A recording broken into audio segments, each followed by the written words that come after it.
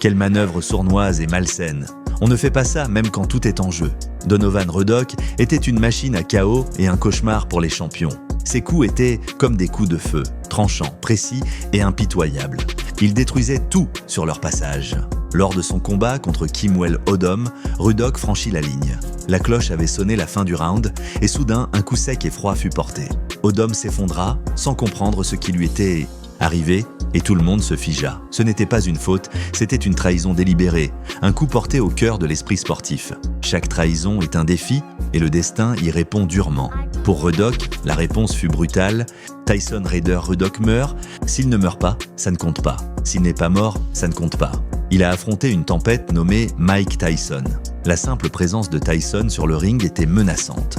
Ruddock ne recula pas et ne douta pas. Il esquissa un sourire, narquois et fixa Tyson dans les yeux. Mais dès que la cloche sonna, tout dérapa. Le ring se transforma en un champ de bataille destructeur. Deux combattants comme Tyson et Ruddock étaient comme deux catastrophes qui fonçaient l'une vers l'autre. Les coups pleuvaient sans répit. Chaque seconde semblait être la dernière. Tyson n'était pas humain. C'était une catastrophe naturelle sur deux jambes.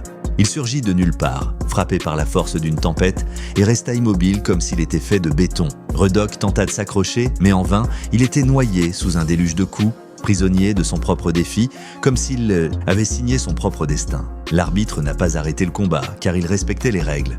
Il l'a arrêté pour sauver une vie. J'ai essayé de l'intimider par tous les moyens. Tu ne sais pas que ça ne marche pas, tu n'as pas essayé. La première fois, comment oses-tu me parler comme ça ?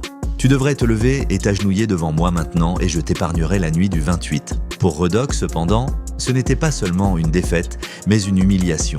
Il ne l'acceptait pas. Il retourna une fois de plus au cœur du cyclone. Ce deuxième combat n'était pas une revanche, c'était une décision finale. Le suspense était exclu, seule la soif de revanche existait. Il n'y avait pas deux combattants sur le ring. C'était de la rage et de la volonté. L'un devait tomber, l'autre devait devenir immortel. Tyson intervint sans hésiter, non pas pour la victoire, mais pour tourner la page. Ses coups étaient aussi froids et tranchants que ceux d'un tireur. D'élite, Ruddock n'avait aucune chance. Une fois le tranchant du rasoir brisé, il n'y avait plus aucun espoir de retour. Tyson